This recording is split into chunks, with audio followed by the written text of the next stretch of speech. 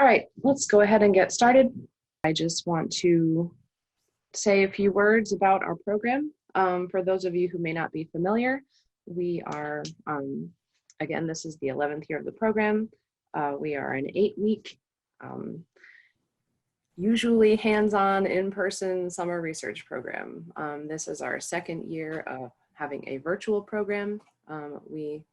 It is my fervent hope that we will return to an in-person program next year. Over the past 8 weeks, I have witnessed the hard work and dedication of our STEM faculty and students. Students have gathered from different states and countries to participate in this program. This summer, I've witnessed biology and chemistry students researching techniques that they plan to employ in the lab, back in the lab, under faculty direction in the fall, which I think is a great way to use a virtual experience like this. I've seen engineering students researching background information and theoretical underpinnings in a range of subjects, as well as doing modeling. I have witnessed computer science students probably spending about the same amount of time that they would be spending in a screen, just in a remote fashion. But all of this is in the service of a learning experience that would not have been possible otherwise. This brings me to my main point that I want to say. I've been so impressed with the ability of our faculty and students to adapt and redefine their experiences in the face of adversity. This is what scientists and engineers do. We adapt. We work with the constraints that we're presented with to make progress in our fields. We roll with the punches. We are resilient in the face of challenges.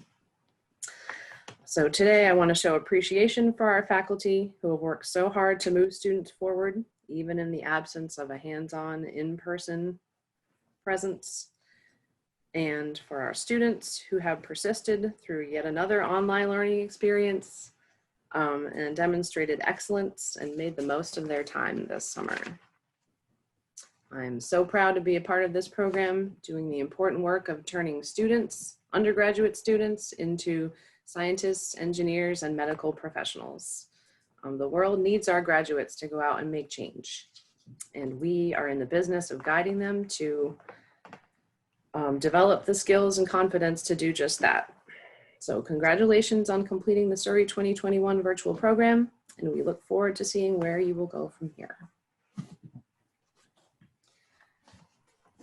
So now I would like Dr. Chowdhury to introduce our speaker. Yeah, good morning to all of you. And it's our, actually, little corrections. It's our 12th SURI program because we started in 2010. Okay. It is my distinct pleasure today to introduce Dr. Mashrur Chowdhury. We call Ronnie Chowdhury,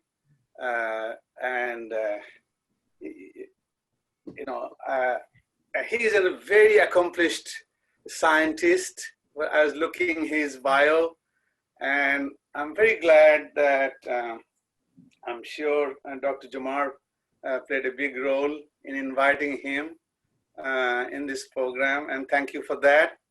Here we are. He's Dr.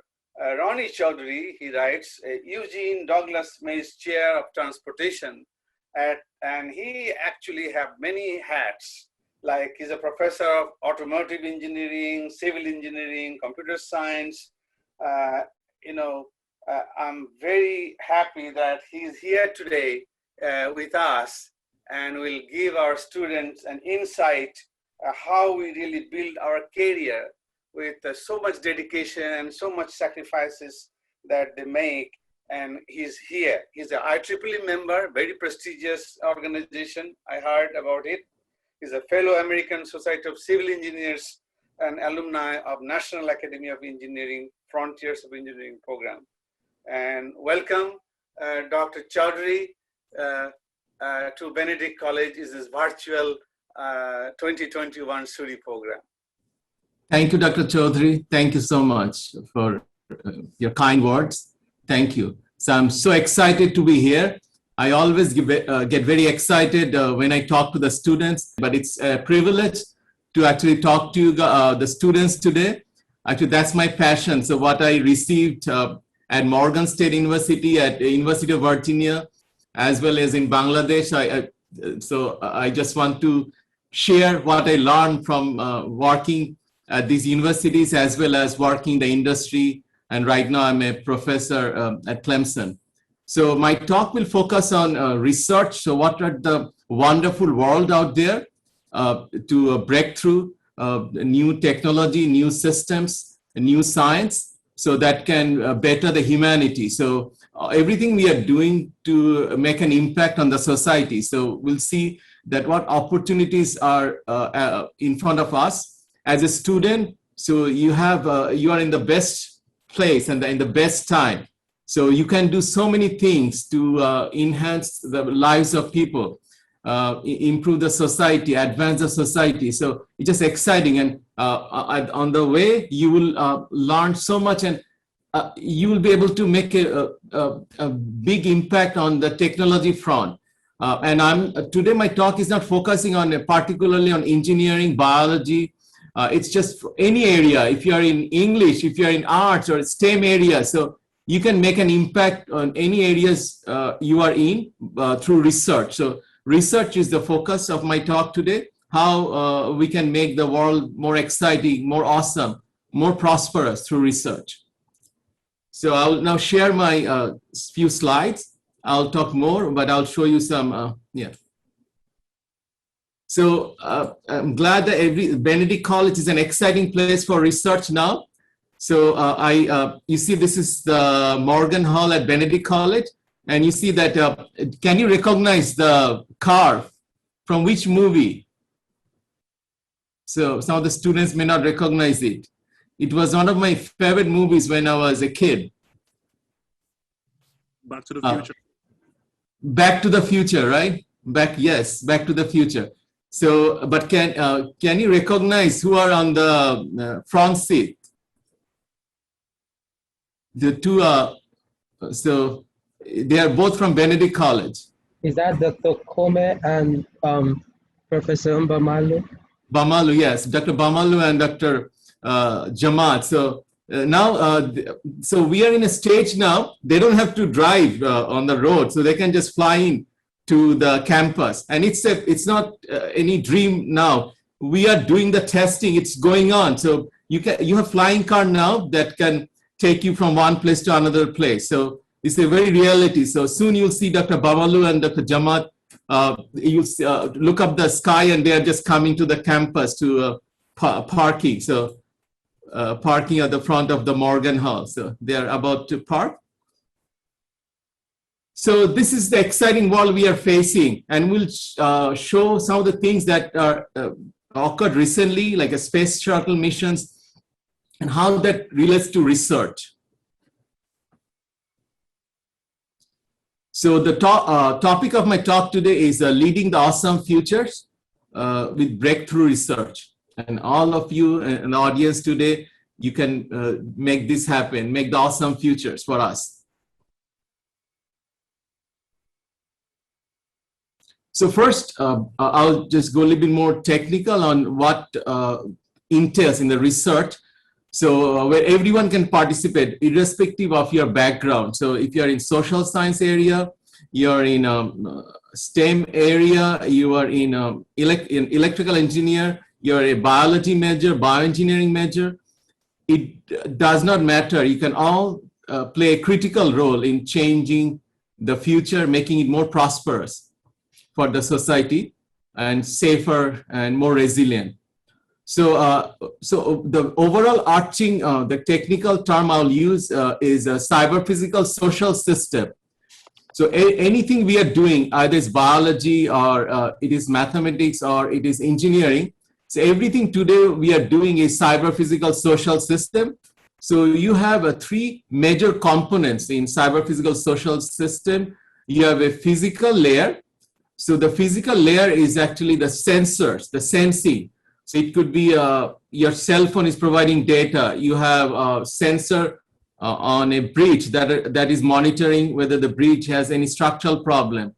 We recently saw the unfortunate event in Miami, a building collapsed. So if you could have sensors on the different critical points of the building, like in the beams and columns.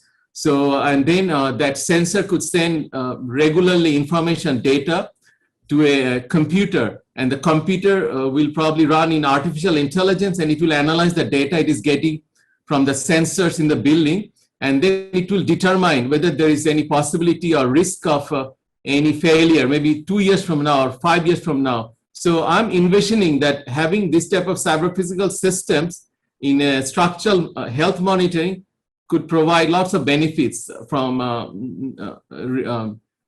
failure. So we'll reduce the risk of failure.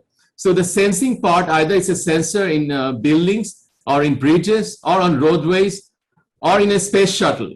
So those sensors will provide data to the compute layer. So the compute layer is the second layer, so which is just a computer. So it could be a computer in the cloud. It's like the cloud computing, like Amazon, the commercial cloud, like Amazon cloud or Google cloud or any other company's commercial cloud, or it could be a university's cloud computer. So, or it can be a computer on your desk. So, so the sensors will send data to the compute node, that is the middle box, and the compute node computes, right? So it analyzes with say artificial intelligence. Is there any problem in the building based on the data I'm receiving? Is there any problem in the space shuttle? Some of you may know the Amazon, the Blue Origin, the space shuttle is a fully cyber physical system. So it is an autonomous shuttle actually, and it has sensors.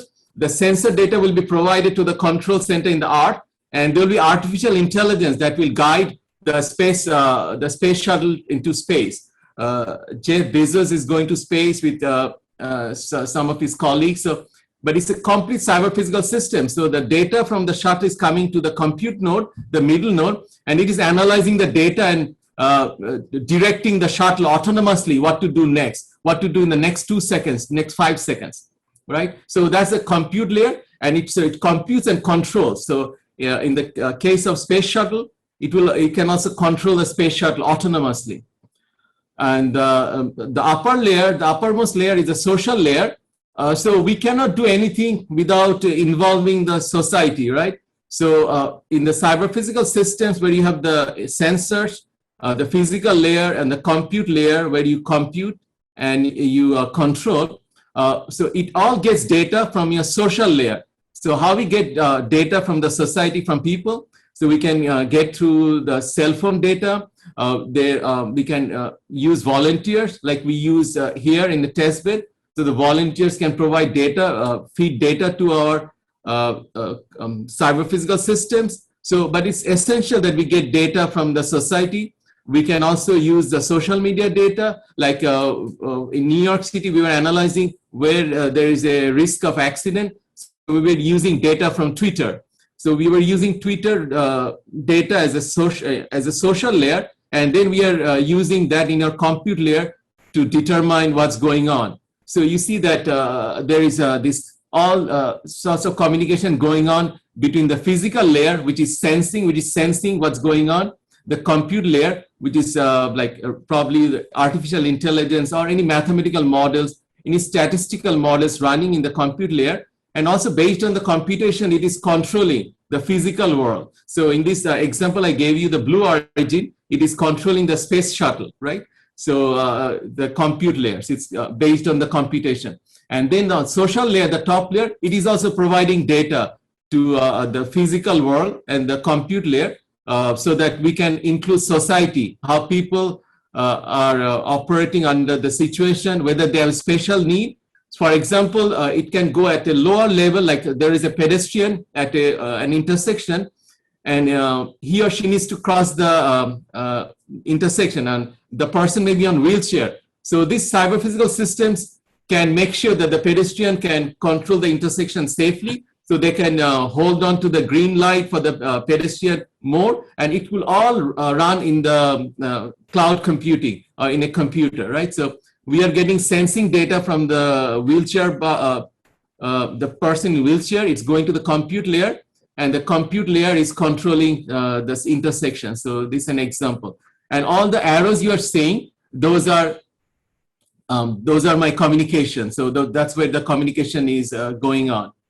So, so there is a communication between the physical layer, compute layer, and the social layer. So everything you do, either you are doing the medicine, the bioengineering, biomedical engineering, or electrical engineering, or you are doing any type of like health-related research, or you are doing the breach monitoring, you are a civil engineer, you are doing structural health monitoring. Everything will fall under cyber-physical social system. So if you keep that as at the forefront of your research, you can do anything in the future. Any tough challenge we have, we can actually address those. So there is the picture. Yeah, so just a picture. All right. So now I talked about the Amazon shuttle, space shuttle. It will be going to the space very, very soon, right? The Amazon CEO, Jeff Bezos, will be in this space shuttle. So this is a fully autonomous shuttle. The shuttle that went to space from Galactic, Sir Richard Branson, that was not fully autonomous, but the Amazon shuttle is fully autonomous. So the artificial intelligence is actually will be analyzing the data and directing the space shuttle. So this is my sensor layer, the physical layer, the shuttle. The shuttle has a lot of sensors, and it is sending data to the compute layer. So the compute layer is analyzing the data, and then it is controlling the shuttle. So this is and there is a communication, right? There's a wireless communication between the sensing layer and the compute layer. So this is a fully cyber physical system. So, and so everything is now done under cyber physical system. So you see, all this control will happen through a computer. So through artificial intelligence. So there'll be some supervisory control, but the main operation is controlled by artificial intelligence. So you can see that all this sorts of big mission, we are relying on cyber physical system, cyber physical social system. So what we need to know, the sensing, compute, and the social layer. So three things coming together to make this type of big things happen. So I hope you will see the this Blue Origin shuttle launch. I think it's in the next couple of days. Yeah. So it's a fully artificial intelligence based control. So there is a big area of research in artificial intelligence. You can apply it into healthcare. You can apply it to monitoring the electricity grid against failure. You can apply it to transportation, autonomous vehicles. So artificial intelligence will be one of the major resource for the scientist. So there's some applications of awesome futures. So, and these are not dreams anymore. You saw Dr. Bamalu and Dr. Jamaat flying to the Benedict campus. It's not any dream anymore. So it's out there. So we have autonomous cars now, right? So at Clemson, we have several autonomous vehicles. You can just, there are several companies that offer autonomous vehicles. So as you can order one of those autonomous vehicles and you can drive in South Carolina or anywhere in the country. So, so we here an example of autonomous taxis. So it will pick up passengers from one location and take them to another location. And then, so it will just, it can be in operation 24 hours a day. So if you own an autonomous car, so you don't have to worry about parking, right? So once you, it takes you to say Benedict College, and then the autonomous car can be shared by others. It will go to then the next person who wants it or needs it. So, so you don't need to park the autonomous car. So, so autonomous taxis, autonomous cars are our future, and it's already there. So you have a great opportunity to work in the autonomous vehicle area. Flying cars, so it is available today. There are a lot of testing going on in autonomous cars. A lot of companies like Uber are doing a lot of research in flying car. One advantage of flying car is you're not adding to the congestion on the road, because the airspace, it's not a high altitude, but it's like much lower than the airplane, but you have open space. So flying cars are our future. Now, autonomous trucks. So trucks create some challenges when there are a lot of trucks and the passenger cars are trying to compete for the space, the road space. So autonomous trucks are a reality now. So you can platoon autonomous trucks, and so the space between the trucks could be few inches, because it's all autonomous. It's driven by robots, driven by artificial intelligence. You can safely increase the capacity. If you decrease the space between two trucks or two cars, you increase capacity tremendously. So we can have a very short distance between the trucks, and it can go at a very high speed, and you increase capacity, right? And it can run safely on the freeway. And if you want to have one car coming in between the trucks, that's very possible. So at Clemson, in collaboration with Benedict College, we are soon testing autonomous trucks, our technology, using quantum computers at a test track in Greenville. So yeah, we have a project with Benedict College to test in real world, not in simulation. So we'll have several autonomous cars, autonomous trucks, and they will be running at a very high speed on a test track. So it should happen, I think, in the fall of this year. So we have an ongoing project with Benedict College. And then the drone delivery. So it's also a reality. So the package delivery, you were seeing that the Amazon or other companies, they were delivering by the cars, right? But right now, so the autonomous drone delivery is a reality. Some companies are already testing it, the delivery in many cities in the US. So that would be a major part of freight transportation, small packages. So drone will play an important role in the future. So we have a project with Benedict College where we are using drones to monitor environmental pollution, especially methane.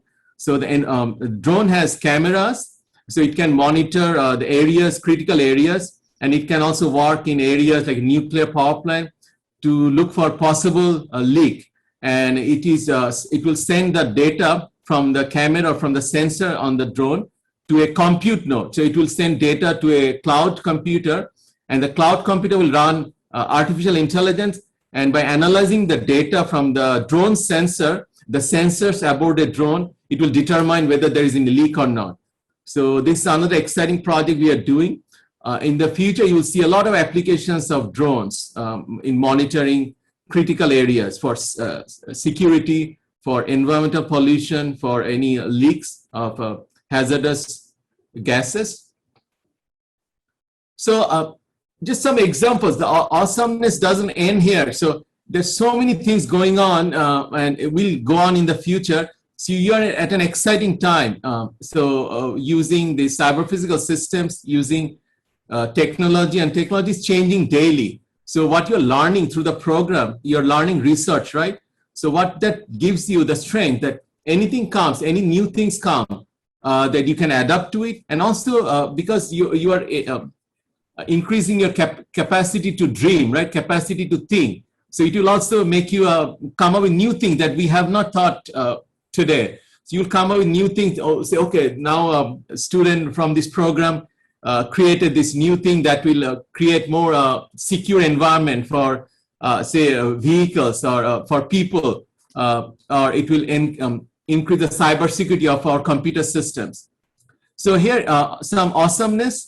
So autonomous manufacturing robots. So if you go to any car manufacturing place, if you go to the BMW plant in Greenville, you'll see that robots are doing a lot of the work. See, robots will play a major role in the future applications. Either it's a manufacturing, or autonomous trucks, or in the construction. So when I was a student long time back in Bangladesh, so I was in high school. So I read an article that Japan is doing some research on autonomous robot. And I was so excited. I started doing research on autonomous robot, and I wrote a paper on it when I was in 10th grade. So all it takes is motivation. I was very motivated to learn new things. And I think that's the major thing you need, the foundation, the motivation to learn new things and discover and dream. Now, autonomousness, the robot is actually on Mars. The Mars rover is a fully autonomous system. So robotics will play a major role in the future, and it runs by artificial intelligence. So there's another example, a smart sea cleaner. It can clean our oceans autonomously. And then in the medicine, you'll see a lot of applications of cyber physical systems. So this autonomous drug delivery system. So you insert in a pill, a sensor. It could be a camera, it could be another sensor. Then it will go through your body, and it will identify where the problem is, and then it will deliver medicine at the right place in the body. So there is and this is cyber physical system, right? So it is, the sensor is in the pill, and then also the drug delivery system, and it will send continuously data to a compute node, and the compute node will be monitored by the doctors, so they can also see what's going on in the bodies. So now, what are the technologies that will change the world? It's changing, and it will be more prevalent in the future. I heard Bill Gates talk at Clemson University when he was here. He said the future is for artificial intelligence-based applications. So the future is AI. So this is an exciting area. So we are trying to mimic the human brain in AI. So this is an important area for any area of research. And artificial intelligence have many different areas. I was giving a talk to the students, a summer program yesterday. So I discussed that you have now artificial intelligence. Now you have deep learning. So that can more accurately predict, classify based on the data. And then right now, the quantum artificial intelligence is a big area of research. So where we are collaborating with the Benedict College. So we actually have established a center for quantum artificial intelligence at Benedict College. So this is a major area of research, artificial intelligence and quantum computing. So the quantum computing will make our computing so fast that you cannot imagine. So what we could have done in like 2 minutes, we can do it, we'll be able to do it in 2 milliseconds. So this is an important area of computing. So it's still not fully developed, but there is an opportunity to work in quantum computing. So our center is actively involved in quantum computing research. So we are working with IBM. We are using IBM quantum computers to do some of our work in quantum computing. So the blockchain is a ledger system. So when you're sending information from one point to another point, you can use a blockchain to ensure security. So blockchain has other application in the financial domain, but it has a major application in securely transferring data from one point to another point. The last picture you're seeing on the lower right-hand corner, the brain-machine interface. So it will be very beneficial to a lot of people with some physical disability. So you don't have to you don't have to talk or do any hand gesture. So the computer can actually understand the brain wave, what is going on in the brain, based on interacting with the brain, a human brain. It can do the function. So whatever you're thinking, it will be reflected on the computer screen. And if you want to do certain things, and say you don't have the ability to maybe talk, or at certain situation, there will be a need that the computer needs to interact with the brain, maybe while you're driving or you're doing some critical task. So if you don't have the ability to give instruction, so then this type of thing will be very useful, the brain-machine interface. And it's also will be very helpful for the older people or people who are having some difficulty with Alzheimer's or other disabilities. So this is a major application in the medical science, the brain-machine interface. So the artificial intelligence is analyzing the data from your brain. So now we talked about technologies. Now some of the applications. So the COVID-19, I think all of you have heard that mRNA vaccine. That happened because of the research that has been done in the last 10 years. So it tells you the power of research, right? So because we started research on mRNA vaccine many years back, but now because we started research earlier, now we were able to reap the benefit of it in 2020, right? With the super fast development of the Pfizer vaccine, the mRNA vaccine. So you see the research is paying off, right? It's saving thousands and thousands of lives. And supercomputers played an important role in the research. So there is a big area of supercomputer cluster computing research, and that can help any areas of research. So, and then on the right, you see the self-driving car. So it is there, right? We have several self-driving cars in Clemson. So it can just, with the sensors. So the sensors are like eyes and ears of a human, and then based on the cameras, that's like the eyes of a driver and sensors like LiDAR and radar. So the autonomous vehicle can go from, say, from Clemson to Benedict College without the need of any driver. So you can just sit back and do your homework, and it will take you from Clemson to Benedict College, the autonomous car. So it's out there. So and it is getting more and more advanced. So it can, so it's more safer. And also we are doing a lot of research because this is an autonomous robot. Autonomous cars or driverless cars are nothing but computers on wheels, right? So we want to make sure that it is protected against cyber attack. So on the lower left-hand corner, you see that in-motion vehicle charging. This is an amazing technology. So the electric vehicles need charging, right? So usually you'd have to do the fast charging, maybe 15 to 30 minutes. If you are going to a fast charging station. But how about you don't have to stop? So we have done a lot of research on wireless charging. So while you are moving at 70 miles per hour, so we'll have a charging wires on the pavement. So it will charge you while you are moving at 70 miles per hour or 80 miles per hour. So we have done that research in collaboration with Oak Ridge National Laboratory. It works very well. So soon we'll see that wireless charging is everywhere. So the electric vehicle will not have to stop. They just have to go on this particular dedicated road. You saw that that has the charging wires in the pavement, and it will wirelessly charge the electric vehicles. So this is under development, but this is an exciting area of research, how you charge electric vehicles while they are moving at a full speed.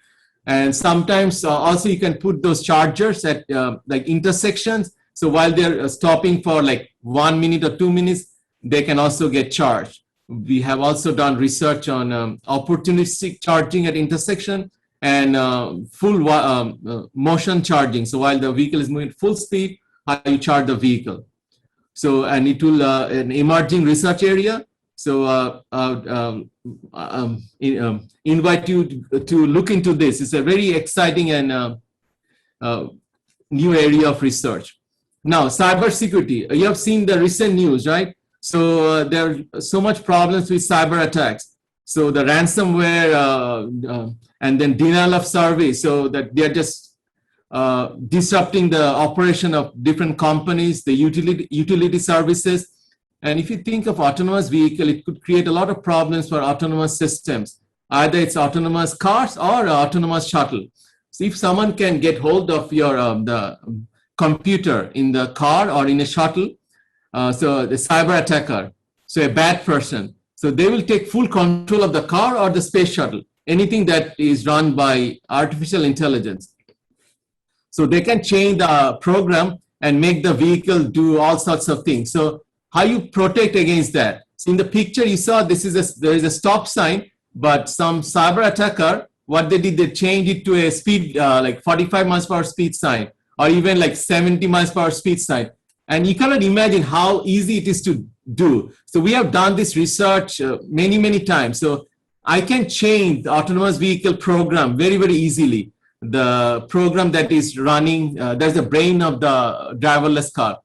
But how you protect against that? So we are doing research on how to make sure that no matter how sophisticated the attacker is, they will never be able to change the program in the car. And we have successfully done it. So there is a big research in this area. So, but we are not there, right? So we are still working on it. So you guys can help us to go there. So how to make our world, which will be connected, right? The future world is connected and autonomous. But how we can protect our future connected and autonomous world from cyber attack. So cybersecurity is a major research area. Dr. Chowdhury, yes. I want to say that we have only a couple more minutes. Okay, I'll just close down. So now the fascinating carriers, I mentioned that in robotics, in cybersecurity, so there are fascinating carriers ahead of you. But it's all research-oriented jobs. So right now, we are focusing more on the research because things are changing daily. So if you are experienced in research, so you can tackle anything in the future. So then the cyber physical system application in medicine, in medical engineering, in bioengineering.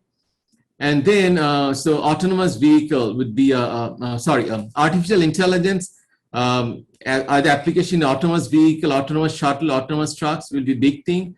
And quantum computing will play a major role because it is a fast computer. It can do a lot of things very quickly, much quicker than what we have today.